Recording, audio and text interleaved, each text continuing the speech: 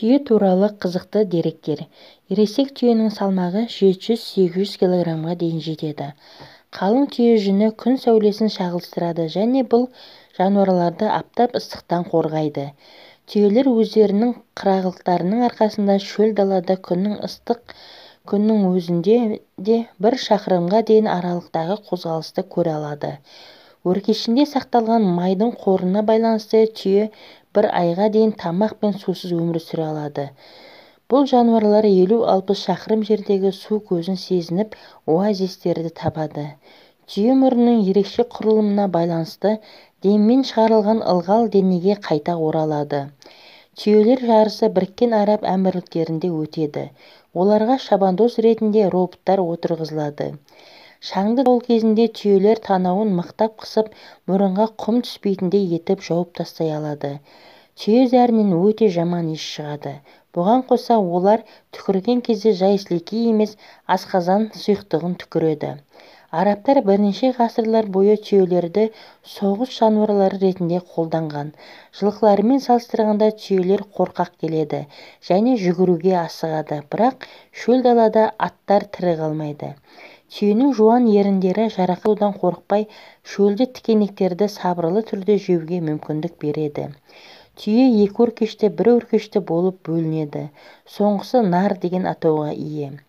Бұл жануарлардың ертерек қолға үйретілгені соншалық, олар жабайы табиғатта жоғалып кете жаздады. 2 өркеш түйелер қазір тек Қытай және Моңғол қорықтарында кездеседі. Тіпті тәжірибелі түйешінің өзі жатып қалған түйені тұрғыза алмайды. Себебі түйе жатып демалуды көздесе, оны оңайлықпен тұрғызу қиын. Түйелер сусыз ұзақ уақыт жүре алады, өйткені олардың қанындағы эритроциттер ерекше формасының арқасында түйе қаны организмде ылғал жетіспесе де сұйықтықты жоғалтпайды. Күндізгі уақытта түйенің дене қызуы 6-7 градусқа көтеріледі. Сонда ол қатты ысымайды және терілемейді. Түйе сүті сиыр сүтіне қарағанда әлде қайда пайдалы. Сонымен қатар оның құрамында лактоза жоқтың қасы. Түйелерде 1 кірпіктің орнына 2 қатар кірпік болады. Кірпіктердің бұл тығыздығы көздерін құмнан сенімді қорғауға көмектеседі.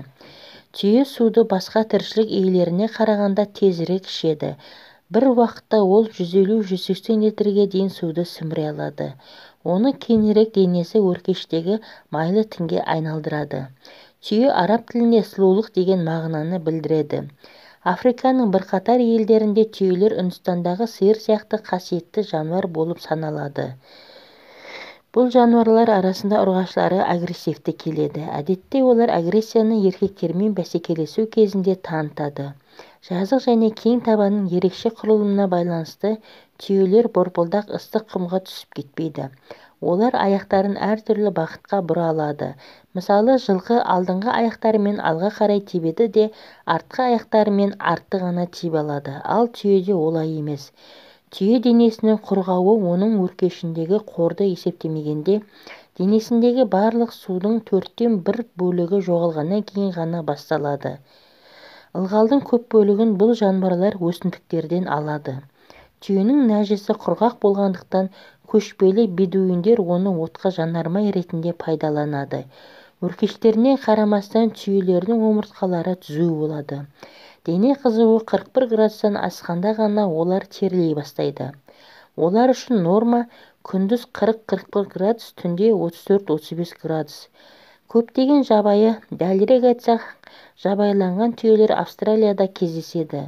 Олар бұл құрлыққа ерте заманда әкелінген. Олар ұзақ уақыт тамақсыз жүре алатындығына қарамастан, өсімдік жақсы өсетін жерде түйе күніне 30-40 кг тамақ жей алады. Салқын аймақтарда түйе жалы қыста қалыңдап, көктемде жіңішкеріп жұқарады. Жалпы қазір әлемде 20 миллионға жуық түйе бар.